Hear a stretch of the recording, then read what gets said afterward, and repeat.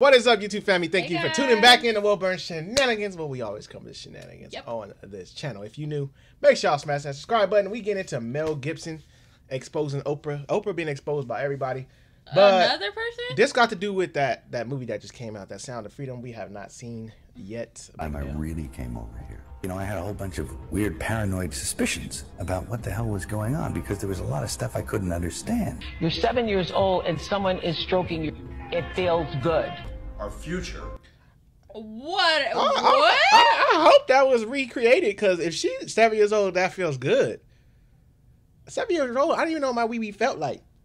What the? If your wee wee gets stroked at 7 years old, and you talk I feel good, how you don't know what a wee wee stroking at 7 years old feel like? Now, the first step in eradicating this crime is awareness. The latest buzz in Tinseltown is all about Mel Gibson's explosive revelations in the film Sound of Freedom. Brace yourselves as Mel pulls back the curtain on the dark underbelly of Hollywood's elite, exposing their alleged involvement in the scandalous world of illicit human trade. And guess who's caught right in the middle of it? None other than the iconic Oprah Winfrey herself. Always. So what exactly did Mel say? Our future is our children. Now, the first step in eradicating this crime is awareness. In the glitzy world of Hollywood, where controversies and scandals are the talk of the town, it's surprising how one particular movie has managed to fly under the radar. I want to see Sound of Freedom, directed by Alejandro Gomez Monteverde, delves deep into the dark underbelly of illegal human trade, revealing the shocking methods employed by the elite to lure innocent victims into their sinister rings. But what's even more intriguing is the lack of buzz, press coverage, and endorsements surrounding this important film. Why is a film starring a big actor, an established director, and being promoted by Mel Gibson is not being shown in cinemas? It seems the message of the movie has ruffled some powerful feathers. I see. So we haven't went to go see it. He didn't know about it, and I told him about it, and he's kind of not wanting to go see it, if we're being honest. But I want to go see it because I've been seeing people post about it. I'm just scared because I am very emotional when it comes to movies with kids in it. But I seen, sadly, on TikTok and even Instagram, a lot of people are saying theaters that are playing this movie are like trying to figure out a way to not show the movie. Like, they're like, oh, it's messed up, or oh, you guys have to get refunds. Like, if you go and search this movie, like the hashtags, it'll show you how many theaters are literally trying not to show this movie. Do you know what you're playing with? And I'm like... That's the part. You're playing with a high... Like I said in the last Oprah video, she got so much money, so much power. Little fishes who trying to put something out there. Because, honestly, Mel Gibson got money. We know that. But Oprah is like big fish. Yeah. Like you catching a big fish. It's like a drug pen. You catching a big fish. But what is this? I wonder what this video... Well, I'm pretty sure she probably said something with kids. But what I'm getting to is... When you trying to catch a big shark like that, they got so many other little fishies around them. You ain't getting to them. And when you get to them, they going to try to shut down everything you trying to bring to light. I remember when Mel Gibson, when Passion of the Christ came out, they didn't want that in theater. I still haven't seen that one. And you have watched it with me. I have? Yes. What is it about? Jesus. I don't think we've seen that one. Yes, you did. I don't remember. That movie, I remember when it came out, a lady had a heart attack in the theater. They was putting all like, it's too much for people, and they was making it like bad. Yeah, some people have said that within the first 30-40 minutes, some people are saying they're walking out because it's that bothering. But it's the truth. Or it's that bothersome for them. They don't want no truth to be out. That's all it is. Well, in the movie, former action star Mel Gibson takes the lead role in Sound of Freedom. Oh, he's in the movie? Portraying the true story of ex-government agent Tim Ballard, who leaves the government to establish Operation Underground Railroad, dedicated to rescuing children from the clutches of illegal human trade rings. The film sheds light on the horrors of this abhorrent industry, aiming to raise awareness and mobilize action against it. However, despite the urgency of the topic, major streaming platforms like Amazon, Netflix, and Hulu shockingly rejected the movie, refusing to give it a platform for worldwide exposure. That's crazy. Wow. It's a puzzling move, considering these platforms are often at the forefront of promoting socially conscious content. Could it be that the film's explosive revelations hit a little too close to home for some? Adding fuel to the fire, celebrity voices that are typically quick to endorse woke causes have remained eerily silent about Sound of Freedom. It's as if the Hollywood elite have collectively turned a blind eye to a film that exposes their own industry's dirty secrets. The lack of support from it goes right back to this. And I watch a lot of documentaries. I watch a lot of stuff. Like, I'm not gonna lie to you. I watched the Jeffrey Dahmer documentary. but it's so crazy. We could promote somebody who died, who murdered people for a living, cannibalism, and did all that, right? We could put all that out there, and that's okay to watch. But something that's bringing awareness to something that's going on in the world, still continue to go on in the world. Let's turn a blind eye to it. Let's not put it on none of our platforms. But as soon as we got a documentary on somebody killing somebody, who Jeffrey Dahmer, who else did they do? The Wayne Gacy dude. They did, what's the other dude that lawyered for himself? I always forget his name. Murdoch? No, he was his own lawyer. He was a murderer too. I don't remember.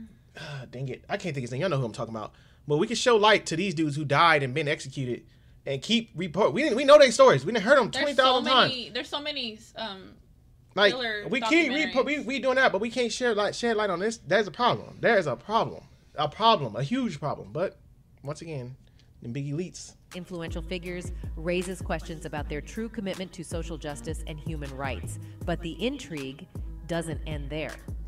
Sound of Freedom was initially in the hands of Disney, which acquired the rights after its merger with 21st Century Fox in 2019. However, the House of Mouse mysteriously shelved the project, leaving many to wonder why. Whispers in the industry suggest a more sinister motive behind the rejection and lack of promotion for Sound of Freedom. Accusations circulate that the likes of Disney, Netflix, and Amazon Prime deliberately avoided obtaining the rights to the film to allegedly prevent the truth about child AB and the illegal trade from reaching global viewers. Could it be an attempt to cover a specific group of industry elites? You see, these so-called industry big shots who wield immense power behind the scenes of Hollywood have always presented themselves as philanthropists with hearts of gold. But what if their true intentions were far more sinister than we could have ever imagined? Imagine that stuff. That couldn't be the reason for why so-and-so was acting like, could it? And then you find out later on the track that you are exactly on track. One such group of elites is the Good Club.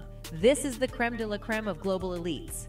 According to The Guardian, this exclusive group of billionaire philanthropists holds top-secret meetings right in the heart of New York City.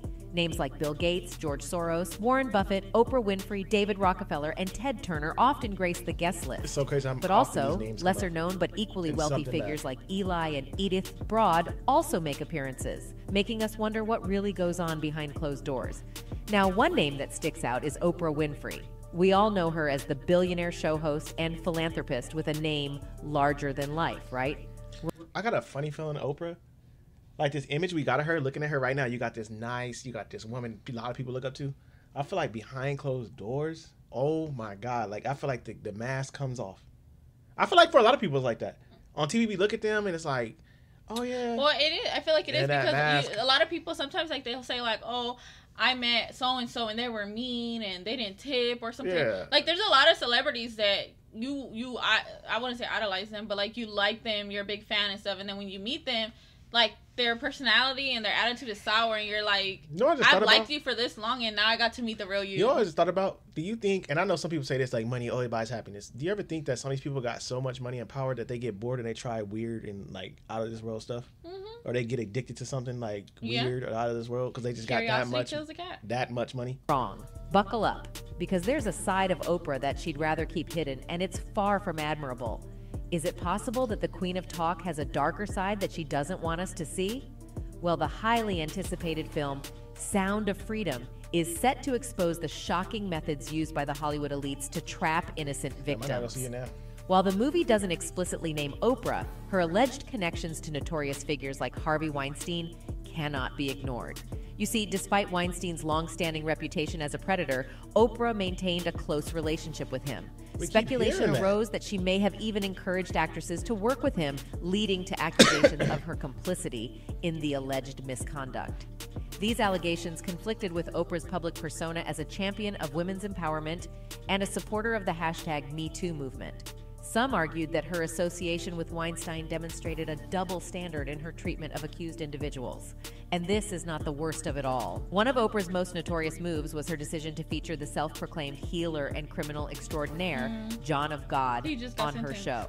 Picture this, a Brazilian healer who claims to possess spiritual powers and uses them to purportedly heal people. Sounds like something out of a Hollywood movie, right? Well, in this case, reality turned out to be even stranger than fiction. John of God, as he came to be known, managed a healing facility in Brazil where vulnerable individuals sought solace and spiritual guidance. Little did they know that the man they were entrusting their well-being to had a dark and sinister side. It wasn't long before the truth about John of God's criminal activities came to light.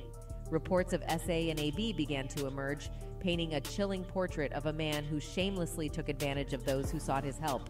You know what like gets me is like, let's say in a different time world, whatever you want to say, like let's just say Oprah is not like the way they are. But it's like that saying, you're the company that you keep. So it's like... That's what I'm saying. Like, even, let's just say she's like, not even none of this. Like, let's just say Oprah's a good person and You're still everything. around these people. But it's like the fact that it makes her look guilty because she's around these people that obviously are on the news getting accused of all this stuff. So it's you ain't saying nothing. Yeah, I feel like that makes it worse. Yeah. Because in a sense, she could be really innocent and a really good woman and everything. No, but it's like Oprah pick and choose her battles. No, but I'm just saying, though, you get what I'm saying? Like, she's around these people and...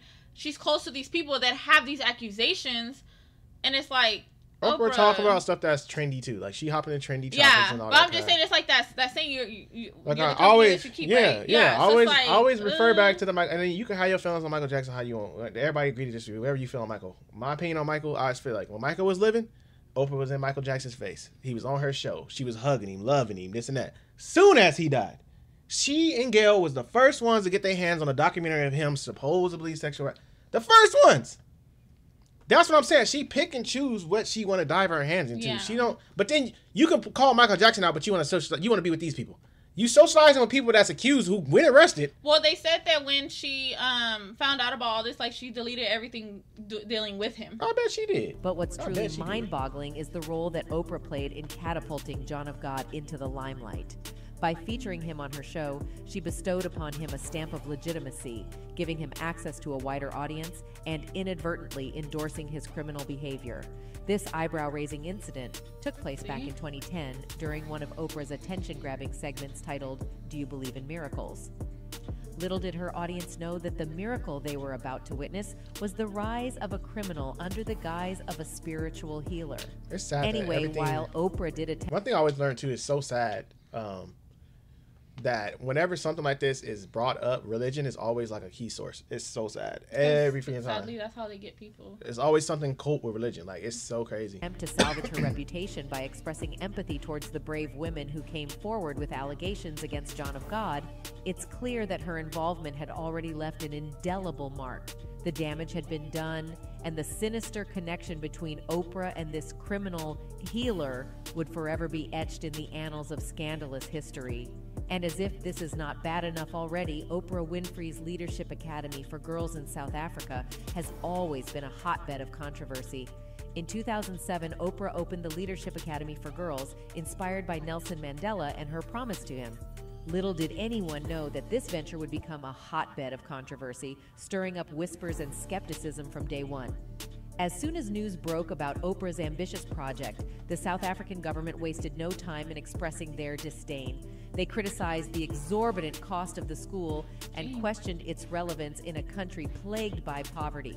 But did Oprah let that deter her? Not a chance. I never thought of it that way. You don't. True. That is you true. go in a place of poverty and build $1 million. Well, I don't know how much she spent, but you know, it had to be only money. For girls. Let's like what about the boys and stuff? But not in the neighborhood. Like you got something worth money, and then I go back to my hut. But I guess they'll say, "Oh, well, education." You know, what sense does that make? Yeah, that's true. That don't make no sense. That could be her ring. Where she actually pushing them through.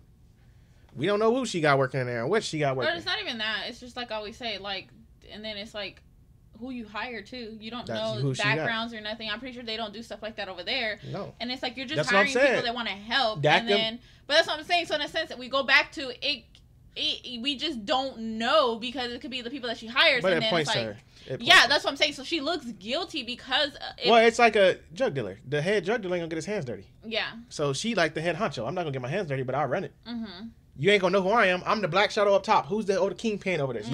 You never touch the kingpin. You get everybody else, but you ain't gonna touch. She the kingpin. But it's not even that. But it's the people that, like I said, you're hiring. They're putting. That's her worker. She paying them off. Yeah. But I'm saying, like, if she didn't know the background of them, like, she didn't know that this is how they work. I'm pretty sure she knows. No, I'm not saying. I get what you're saying, but I'm pretty sure she knows who she hiring. It's her people. Oh. I guarantee it's her people. Like, to run whatever she got going on. Yeah. And a touch of arrogance, she forged ahead, creating a glitzy institution that boasted luxurious salons and extravagant gyms. And that's when the conspiracy theories began to take flight. Whispers spread like wildfire, with many suggesting that the lavish school served as a front for something much darker, illegal human trade. The opulence and extravagance raised eyebrows and fueled suspicions that innocent young girls were being groomed for a life of exploitation. While no concrete evidence ever surfaced to support these scandalous claims, that is weird, though. I feel like, why only girls? That is weird. Like, you gave yourself away for doing that. Because it's like, what about the boys? Yeah, that's so you're only weird. Doing girls? That's weird. Yeah, that's a huge red flag. Added a layer of intrigue and suspicion to the already controversial academy. But it didn't stop there. Scandals and controversies soon plagued the institution, exposing a dark and seedy underbelly that Oprah had fought so hard to keep hidden. One shocking incident involved an employee named Virginia, whose role involved overseeing the dormitories. It was discovered that she had engaged in highly inappropriate conduct with not one, but multiple students between the ages of 13 and 15. These vulnerable young girls, handpicked by Oprah herself, fell victim to the very person entrusted with their care. It was a stain on Oprah's reputation and a disturbing reflection of the Academy's inner workings. I'm telling you. Desperate to salvage her image and protect the brand she had built, Oprah swooped in with a team of investigators to uncover the truth. But the darkness didn't dissipate with Virginia's scandal. Less than 2 years later, another controversy erupted within the walls of Oprah's Academy. Disturbing revelations emerged, shedding light on a culture of violence and intimidation among the students. It was revealed that a 15-year-old girl had been pressuring victims into silence, coercing them not to report the physical altercations to their parents or authorities. So you got the kids Shockingly, for you too? 7 students were suspended for their involvement in intimidating behavior and inappropriate acts. Despite Oprah's attempts to address these issues, it seemed that the problems were deeply ingrained within the Academy's very foundation.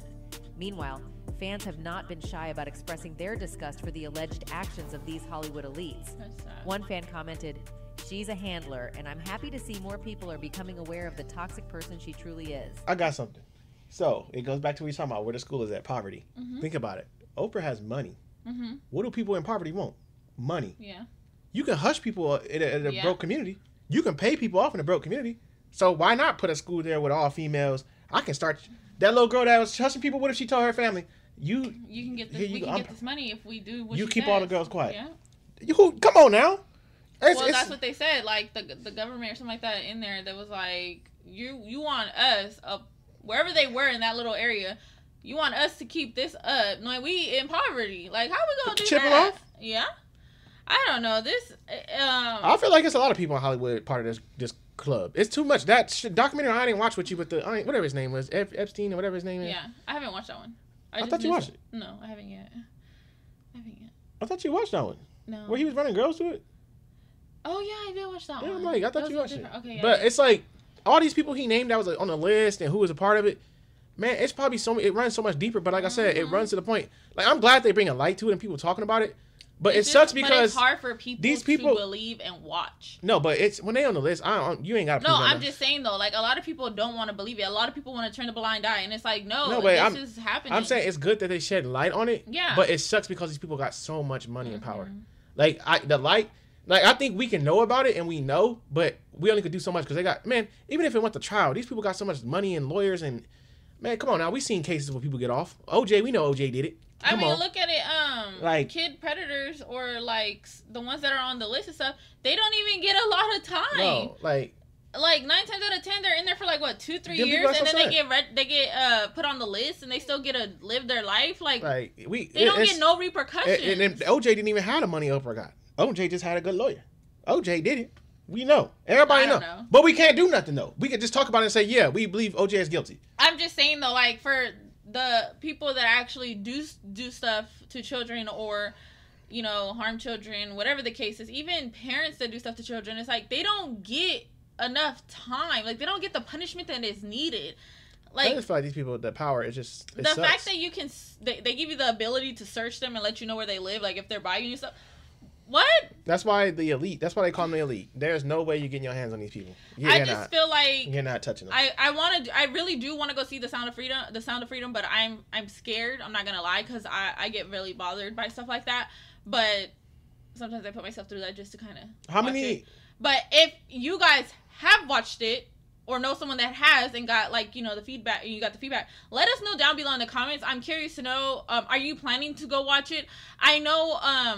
There's actually a site where people are buying tickets to give away to people that want to go see it. So like people are literally buying, a person just bought 4 tickets for whoever wants to go see, and you put your email and stuff like that, and you get. Oh, I tried it. I didn't get a free ticket, but I was just like curious.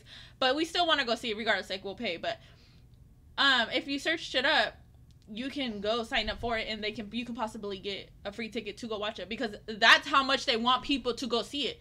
That people are buying tickets for strangers to go see it. Well, the ratings are the gross pay. It's up there. Oh, it is. It is. I just feel bad because a lot of people are saying it's disturbing. Some people aren't even being able to. But it's the truth.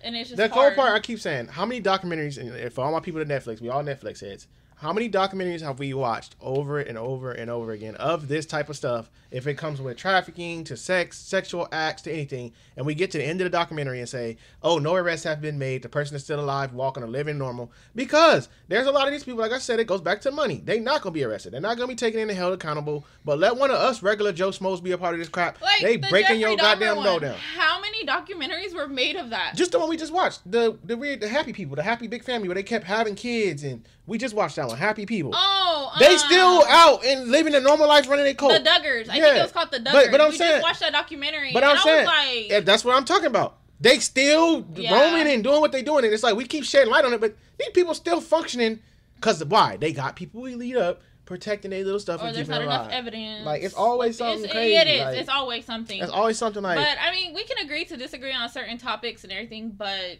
I don't know. This one was just really crazy because I didn't know half of the stuff that was said about this movie. But like I said, I do want to go see it. Let us know if you guys want us to give you guys feedback about it when we do go see it. If you guys see it, write us. Let us know. All our links are down below. We would love to hear your opinion and thoughts about it if you guys watch the movie. But we out of here. See y'all in the next one.